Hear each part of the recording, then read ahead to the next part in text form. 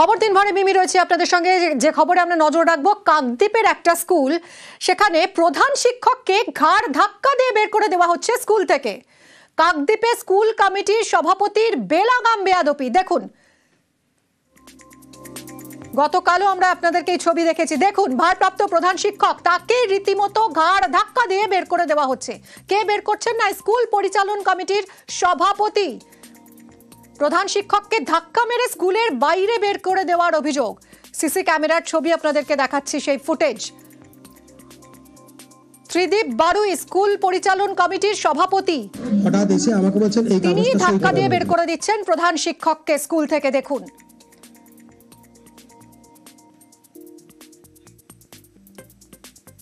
হঠাৎ এসে আমাকে বলছেন এই কাগজটা সই করে বলেছিল। আমি অফিসে অনেক কিছু লেখা রয়েছে যেগুলো ঠিক নয়। আমি তখন বললাম যে এটা আমি রিসিভ করবো কেন? এরপর বলছে এখানে বসতে দেবো না, চেয়ারটা টেনে ফেলে দাও, এখানে ঢুকতে দেবো না, এখানে বের করে দেবো। এই বলে জোর করে ঘাট ধাক্কা মারতে মারতে হিঁচড়াতে উনি বিদ্যালয় অফিস থেকে বের করে টোটাল বারান্দা দিয়ে, সেখানে গার্জেন রয়েছে, ছাত্রছাত্রীরা রয়েছে, তার সামনে এরকম ধরনের ঠেলতে ঘাট ধাক্কা মারতে অনেকটা পথ ওই করিডোর দিয়ে বারান্দা দিয়ে গিয়ে এসডিপিও অফিসের সামনে মেন রোডের উপর তিনি ঘাট ধাক্কা মেরে বের করে দেন। আমার চশমার কাঁচটা সব এদিক চলে গেছে, আর এগুলো জ্বালা করছে, এখানে ফুলে গেছে। তারপরে ঘাট ধাক্কা মেরে বের করে উনি ওখানে গ্রিলটা টেনে দিলেন। স্যার আমাকে মারতে ছিল, আমি ঠেকাচ্ছিলাম। স্যার আপনাকে মারছিল? উনি হচ্ছেন বর্তমানে একটা ভবনের নামে টাকা তুলছে। সেই টাকা তুলতে গিয়ে উনি হচ্ছেন কোনো এমসির কোনো রিপোর্ট নেয়নি, রিপোর্ট পারমিশন নেয়নি। সেটা আমি একটা রিসিপ্ট নিতে গেছিলাম, ক্লার্ক রিসিপ্টটা দেয়, কিন্তু ওনার কাছে রিসিপ্ট সিল আনতে যাওয়ার পর উনি কাগজটা মুড়ে ফেলে দেন। এবং তারপরে আমি যখন তুলতে গিয়েছিলাম এবং আমি বললাম আমি সই করি, তখন উনি আমাকে ফেলে দেন। আক্রান্ত প্রধান শিক্ষক, তিনি হাসপাতালে চিকিৎসাধীন। কথা বলবো, আমাদের প্রতিনিধি বিশ্বজিৎ রয়েছে সঙ্গে।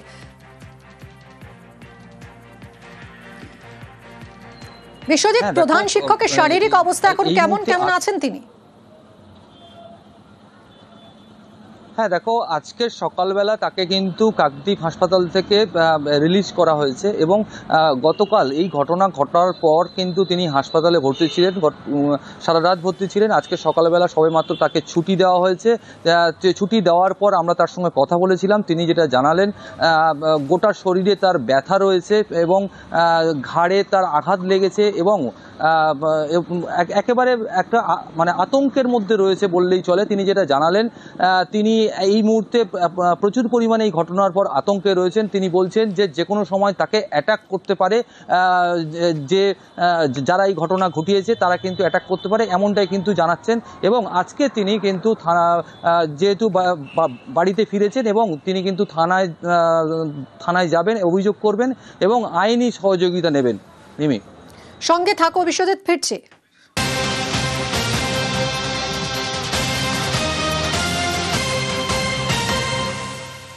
আগেও স্কুলে ঢুকে দাদাগিরি স্কুল কমিটির সভাপতি তথা স্থানীয় পঞ্চায়েত সদস্য ত্রিদীপ বারুইয়ের। এটাই প্রথমবার নয়, এর আগেও বিভিন্ন সময় স্কুলে ঢুকে দাদাগিরি করেছেন এই স্কুল পরিচালন কমিটির সভাপতি তথা স্থানীয় পঞ্চায়েত সদস্য ত্রিদীপ বারুই। বেলাগাম বেয়াদপি স্কুল কমিটির সভাপতি, ঘাড় ধাক্কা দিয়ে তিনি বের করে দিয়েছেন প্রধান শিক্ষককে স্কুল থেকে। শুধু তাই নয়, এর আগেও বহুবার তার দাদাগিরি নজরে এসেছে। দেখুন, টেবিল চাপড়ে আঙুল তুলে প্রধান শিক্ষকের সঙ্গে কথা বলেছেন তিনি। প্রধান শিক্ষকের সঙ্গে বেয়াদপি এর আগেও ক্যামেরাবন্দি হয়েছে। 2025 সালের ছবি দেখাচ্ছি আপনাদের, 13ই এপ্রিল 2025। এতটাই বাড়বাড়ন্ত স্কুল পরিচালন কমিটির এই সভাপতির। বিশ্বজিতের সঙ্গে আবারও কথা বলবো। বিশ্বজিৎ, 2025 সালের যে ছবি দেখলাম সেটা আরো কয়েক গুণ বেড়ে গেছে গতকালের যে ছবি ধরা পড়েছে সেখানে। তিনি ঘাড় ধাক্কা দিয়ে স্কুলের প্রধান শিক্ষককে স্কুল থেকে বের করে দিচ্ছেন। এতটা সাহস, এতটা বেপরোয়া হলেন কি করে? হ্যাঁ একেবারেই। দেখো, যে প্রধান শিক্ষক মিলনকান্তি পাল, তিনি যেটা অভিযোগ করছেন আমাদেরকে, এই ঘটনা এই প্রথমবার নয়, এর আগেও একাধিকবার এই ঘটনা ঘটেছে, যেখানে দেখা যাচ্ছে প্রধান শিক্ষককে বিভিন্ন কারণে তাকে কিন্তু অপদস্থ করা হতো, তার টেবিল চাপড়ে তাকে বিভিন্ন রকম চাপ দিয়ে বিভিন্ন কাজ করানোর চেষ্টা করা হয়েছে, এমনটাই কিন্তু প্রধান শিক্ষক একদম সরাসরি কিন্তু অভিযোগ করছেন। এবং সেই ঘটনার পরে এই যে গতকালের যে ঘটনা, সেই ঘটনা কিন্তু একেবারে একটা প্রধান শিক্ষককে কিভাবে ঘাড় ধাক্কা দিচ্ছে একটা তারই স্কুলের পরিচালন কমিটির সভাপতি, সেটা কিন্তু একদম আমরা সবাই কিন্তু যে ছবি ভাইরাল হয়েছে, যে ছবিটা চারিদিকে ছড়িয়ে পড়েছে, সেই ছবিতে কিন্তু একেবারে পরিষ্কার। স্বাভাবিকভাবে কিন্তু এই ঘটনার পর এই কাকদ্বীপের যে বিভিন্ন এলাকা রয়েছে তাতে কিন্তু একটা সমালোচনার ঝড় তৈরি হয়েছে। সবাই কিন্তু একটা যোগে কয়েকটা কথা বলছে, যে ছবিটা দেখতে পাচ্ছি সেই ছবিটা কিন্তু কাম্য নয়। আমরা এই মুহূর্তে কিছুক্ষণ আগে পর্যন্ত অভিভাবক থেকে শুরু করে যে ছাত্রছাত্রীদের সঙ্গে কথা বলছিলাম, তারাও কিন্তু এই যে চিত্রটা যেটা সামনে এসছে সেটা তারাও কেউ কিন্তু ভালো চোখে দেখছে না। মিমি, একদমই। বিশ্বজিৎ, তৃণমূল জেলা সভাপতি তিনি কি বলছেন, শুনুন তার প্রতিক্রিয়া। না, এরকম ঘটনা যদি ঘটে থাকে নিশ্চয়ই তো ঠিক হয়নি, কারণ একজন টিচারকে কেউ ঘাড় ধাক্কা দেবে এটা তো ঠিক নয়। সেটাই হোক, টিচারের সম্মান আছে, টিচারকে যদি কেউ ঘাড় ধাক্কা দেয় সেটা নিশ্চয়ই গর্হিত কাজ হয়েছে এবং ওখানকার মাঠের নেতৃত্ব বলবো এই বিষয়ে খতিয়ে দেখে পদক্ষেপ নেওয়া।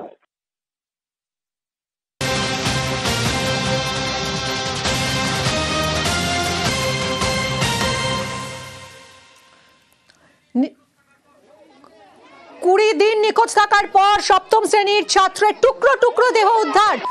রামপুরহাট থানার সামনে এই মুহূর্তে ওই ছাত্রীর পরিবার এবং গ্রামবাসীদের বিক্ষোভ। এই মুহূর্তে সেই ছবিটাই আপনাদের দেখাচ্ছি। নিখোঁজ ছাত্রী, তার টুকরো টুকরো দেহ বস্তাবন্দি, 5 টুকরো দেহ উদ্ধার। রামপুরহাটের কালীডাঙ্গার ব্রিজ থেকে উদ্ধার হয় দেহ। 20 দিন নিখোঁজ ছিল সপ্তম শ্রেণীর ছাত্রী। রামপুরহাট থানার সামনে বিক্ষোভ দেখাচ্ছেন গ্রামবাসীরা। শিক্ষকের বিরুদ্ধে অভিযোগ, শিক্ষকের বিরুদ্ধে ধর্ষণ করে খুনের অভিযোগ। গ্রেফতার অভিযুক্ত শিক্ষক মনোজ পাল। 20 দিন নিখোঁজ ছিল সপ্তম শ্রেণীর এই ছাত্রী।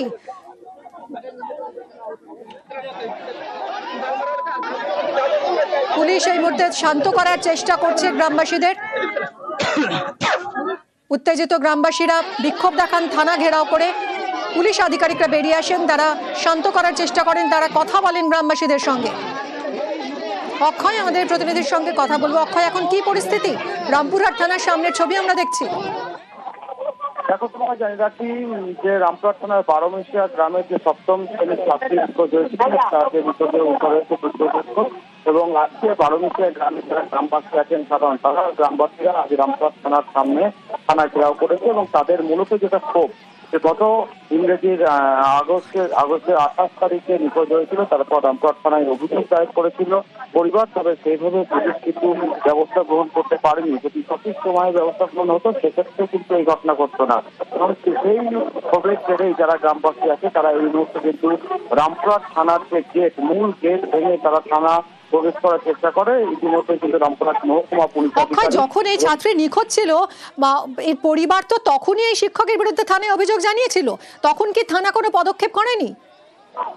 দেখো, যারা পাড়া প্রতিবেশী আছে এবং পরিবারের সেটা অভিযোগ যখন অভিযোগ দায়ের করা হয়েছিল নিখোঁজে, সে সময় কিছু শিক্ষকের নাম উল্লেখ ছিল না। তবে মুখ্যভাবে রামপুরহাট থানার পুলিশকে পরিবার জানিয়েছিল এবং তারপরও ঘটনার এতদিন পরেও কিছু সঠিকভাবে তদন্ত হয়নি, তেমনটাই অভিযোগ করছে যারা গ্রামবাসী আছে তারা।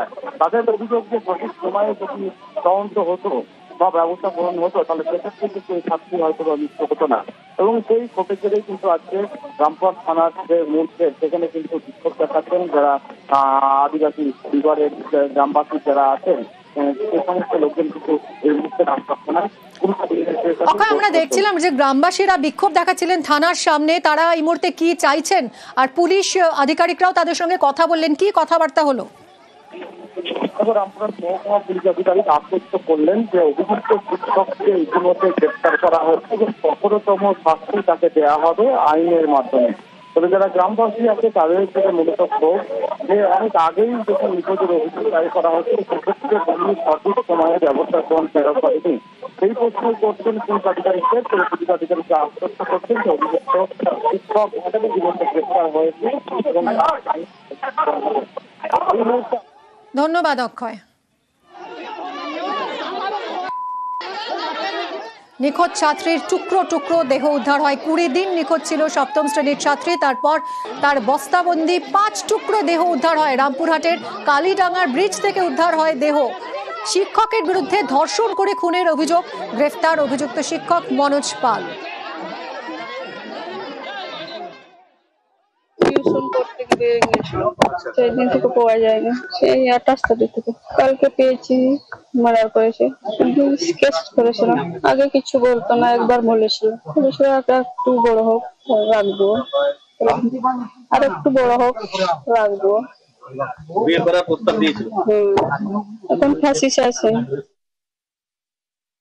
মেয়েটিকে এই মনোজ কুমার পাল, যিনি এই মামলার মেন অ্যাকিউজড, তিনি তাকে কিডন্যাপ করে রাখেন এবং তাকে টুকরো টুকরো করে কাটে। যখন সেকে অ্যারেস্ট করা হয়, সে নিজের এই ব্যাপারগুলো কনফেস করে। Investigation is going on. Investigation এজেন্সির পক্ষ থেকে একটা 15 দিনের ফেয়ার দেওয়া হয়েছে।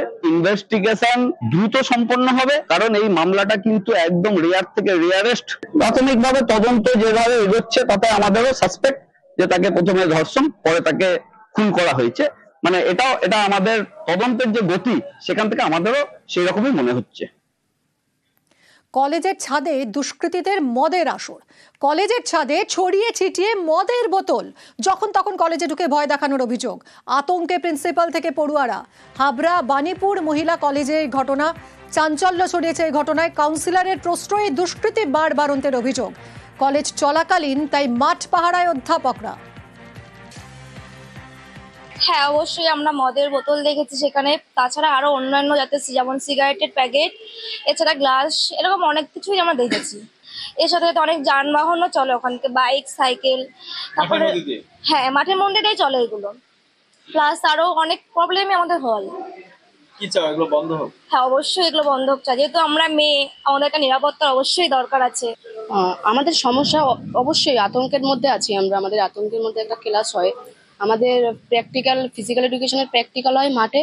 এবার আমাদের পাঁচিল দরকার, কারণ আশেপাশের ছেলেরা মানে লোকজন স্মোকিং করে, প্রচুর মদের বোতল দেখা যায়। তারপর হচ্ছে সমস্যা হলো কখন কি হয়ে যায়, আতঙ্কের মধ্যে বলতে গেলে আছি। চাইছি বলতে আমাদের পাঁচিল করা হোক। আর এই যে দুষ্কৃতী দৌরাত্ম্য, এই দুষ্কৃতী তাণ্ডব চলছে কাউন্সিলরের মদতে। কাউন্সিলরের দাদাগিরির অভিযোগ। কলেজের একটা ক্লাসরুম দখল করে পার্টি অফিস তৈরি হয়েছে। কি করে সম্ভব? কথা বলবো, জিয়াউল রয়েছে আমার সঙ্গে। জিয়াউল, একটা গার্লস কলেজ, শিক্ষাঙ্গনে অধ্যাপকরা থাকবেন ক্লাসে, তারা পড়াবেন, তা না করে কিনা তাদেরকে মাঠে পাহারা দিতে হচ্ছে যাতে দুষ্কৃতীরা ঢুকে না পড়ে। এই ছবিটা তো একেবারেই অভিপ্রেত নয়। এরকম পরিস্থিতি হলো কেন? আবার ক্লাসরুম দখল করে পার্টি অফিস তৈরি হয়ে গেল রাতারাতি, প্রশাসন কিছুই জানতে পারলো না।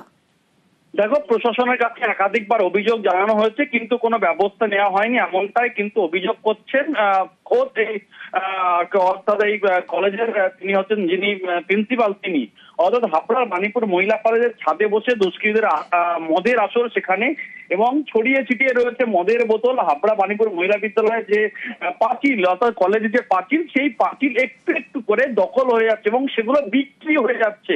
কাউন্সিলর তিনি বিক্রি করছেন, তার কারণ যারা সেখানে বসে অবৈধভাবে বসছেন এবং সেখানে ঘর বাড়ি তৈরি করছেন, দোকানঘর তৈরি করছেন, তখন প্রিন্সিপাল জিজ্ঞাসা করতে তিনি বলেন যে আমরা চেয়ারম্যানের কাছ থেকে অর্থের বিনিময়ে সেই জায়গা নিয়েছি। অর্থাৎ সরকারি জায়গা, একটা কলেজের জায়গা, সেই জায়গাও বিক্রি হয়ে যাচ্ছে। কে করছেন?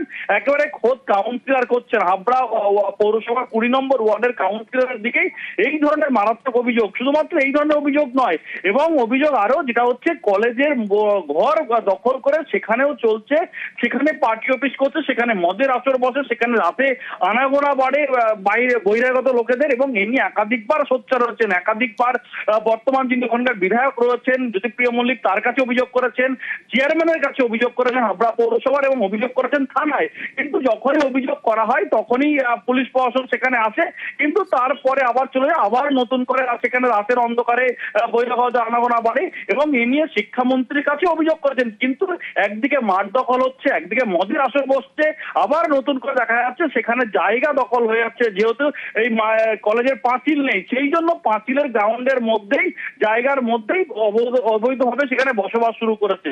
একাধিকবার অভিযোগ করার পরেও কোনো কাজ হয়নি বলে এমনটাও কিন্তু এই প্রিন্সিপাল তিনি স্বীকার জিয়াউল, অনেক ধন্যবাদ। আমরা একবার শুনবো প্রিন্সিপালের বক্তব্য, কি বলছেন তিনি। আমার যে জমি কলেজের, সেই জমিটা হচ্ছে সরকার প্রদত্ত জমি। সেই জমির আমরা খাজনা দিই, কিন্তু কিছু বহিরাগত এবং স্থানীয় লোক এই জমিটা জবরদখল করছে। আমার একটি ক্লাসরুম, এনএসএস-এর ক্লাসরুম, সেই ক্লাসরুমটা বহিরাগতরা দখল করে আছে এবং সেখানে মদ্যপান করে বসে এবং নানা রকম অসামাজিক কাজকর্ম। এই তো লোকাল কাউন্সিলর সেটা যে তিনি অর্থের বিনিময়ে এদের বসতে দিয়েছেন, কেননা তাদের আমি যখন বলি যে আপনারা উঠে যান, তারা বলে যে আমরা তো এত টাকা দিয়ে বসলাম, তাহলে কি করে উঠে যান। এই জিনিসটা তো এনক্রোচ করা হচ্ছে না। যদি বারবার এরকমভাবে আমাকে ট্রেসপাস করা হয় আমার ভবনকে এবং এইরকম অসামাজিক কার্যকলাপ করা হয়, যদি আমার একটা ভবন দখল করে রাখা, একটা ক্লাসরুম দখল করে রাখা হয়, তাহলে সেক্ষেত্রে আমাকে যা যা করতে হবে সেটা আমি করেছি। আমাকে কাউন্সিলর আমার কর্তব্যরত অবস্থায় কলেজ প্রেমিসেসের মধ্যে ঢুকে এসে উনি আমাকে প্রচণ্ড গালিগালাজ করেছেন। সেটা আজকে নয় বা ইদানিংকালে নয়, কিছুদিন আগে তিনি করেছেন। কাউন্সিলরের বিরুদ্ধে স্পেসিফিক্যালি অভিযোগ করছেন প্রিন্সিপাল। যার বিরুদ্ধে এত গুরুতর অভিযোগ উঠছে সেই কাউন্সিলর কি বলছেন, তিনি যাবতীয় অভিযোগ অস্বীকার করছেন, শুনুন। পার্টি অফিসের ব্যাপারটা জানি না আমি। যখন মাননীয় মন্ত্রী 2021 সালে ওই 86টা পরিবারকে মহিলা কলেজের ভেতরে পাট্টা দেয়, তাদের জন্য একটা এক্সট্রা ঠাকুর মন্দির করবার জন্যে, একটা ক্লাব বিনোদনের জন্যে জায়গা দেখেই করা হয়েছিল। এবং সেটা উনি হয়তো জানেন না, ওনার সীমানার অনেক বাইরে এরা একটা মণ্ডপ করেছে। আর বাউন্ডারি দিলে হবে কি, তাহলে আমরা বলতে পারবো এই বাউন্ডারির এই পাশটা ওদের, এই পাশটা আপনাদের। সেটা না হওয়ার জন্যই এই সমস্যা দিনে দিনে তৈরি হচ্ছে। বিধায়কের কাছেও অভিযোগ জানিয়েছে কলেজ কর্তৃপক্ষ। এদিকে বিধায়ক দাবি করছেন যে প্রিন্সিপালের দেওয়া চিঠি সঠিক নয়। আমাকে একটা চিঠি দিয়েছিলেন উনি, কিন্তু আমি চিঠিটা পড়েছিলাম, চিঠিটা ঠিক হয়নি। চিঠিটা দিতে হবে মাননীয় শিক্ষামন্ত্রী শ্রী পার্থ বসুর নামে দিতে হবে, যে ওনার যেটুকু মহিলা কলেজের যেটুকু প্রাচীর নেই, সেটুকু প্রাচীর অবশ্যই আমরা সরকার থেকে চেষ্টা করব, যে কোনো ফান্ড থেকে চেষ্টা করবো ওটা করে দেবো। কিন্তু এর পাশে 80টা লোকের পাট্টা দেওয়া আছে গরিব মানুষকে, এটা গভর্নমেন্টের পাট্টা দেওয়া হয়েছে আমাদের। স্বাভাবিকভাবেই উনি একটা যে চিঠিগুলো আমাকে যে দিচ্ছেন, সেই চিঠিগুলো ঠিক প্রপার না। আমাকে অ্যাড্রেস করে চিঠি দিচ্ছেন না, আমাকে অ্যাড্রেস করে চিঠি দিলে হবে না। কোনো রকম এভাবে অশালীন কোনো মন্তব্য কোনো কাউন্সিলর করতে পারে না, এবং করলেও সেই কাউন্সিলরের বিরুদ্ধে আমরা ব্যবস্থা নেব। বিধায়ককে তো জানি, সবসময় জানাই। শিক্ষামন্ত্রীকে তো সরাসরি জানানোটা আমাদের নয়, আমাদের নিয়ম হচ্ছে সিএস ডিপার্টমেন্টের থ্রু যেতে হবে, সেটা আমরা জানিয়েছি। কলেজ স্পন্সর ডিপার্টমেন্ট জানে যে আমার প্রাচীর নেই। আমি বারবার প্রেয়ার করছি। হাবড়া হসপিটালে একদিন আমার সঙ্গে দেখা হয়েছে, তখন আমি ওনাকে সব কথাই বলেছি। অতি সম্প্রতি আমি শিক্ষামন্ত্রীকে, খুব সম্প্রতি 9 সেপ্টেম্বরে আমি ওনার ঘরে চিঠি দিয়ে এসেছি এবং ডিপিআই ম্যাডামকেও চিঠি দিয়ে এসেছি। ফেব্রুয়ারি বা মার্চ মাসে আমার সঙ্গে হাবড়া হসপিটালে কথা হয়েছিল। প্রিন্সিপালের সঙ্গে কথা বলেন পুরো চেয়ারম্যান। প্রিন্সিপালের সঙ্গে কথা হাবড়ার থানার আইসিরও। মহিলা মহাবিদ্যালয়ে আমাদের পেছন দিকটায় খেলার মাঠ রয়েছে, কিন্তু তার বাউন্ডারি ওয়ালটা নেই। বিকেলের পরে সন্ধেবেলায় রাত্রে এখানে অনেক মানুষ আসেন, সেই ক্ষেত্রে প্রচুর মানুষ এসে অসামাজিক কাজ হতে পারে। সেগুলো নিয়ে ম্যাডামের একটা অভিযোগ রয়েছে। সেটা হচ্ছে যে আমাদের প্রথম ডিমার্কেশনটা করা প্রয়োজন এবং এডুকেশন ডিপার্টমেন্টের সাথে কথা বলে যাতে বাউন্ডারি ওয়ালটা করা যায় সেই বিষয়ে আমাদের মাননীয় বিধায়ক জ্যোতিপ্রিয় মল্লিক মহাশয়ের সঙ্গে সমস্তটাই বলবে। ওটা মহিলা কলেজ, স্বাভাবিক কারণেই ফার্স্ট প্রায়োরিটি আমাদের কাছে যে এর বাউন্ডারি ওয়ালটা করা।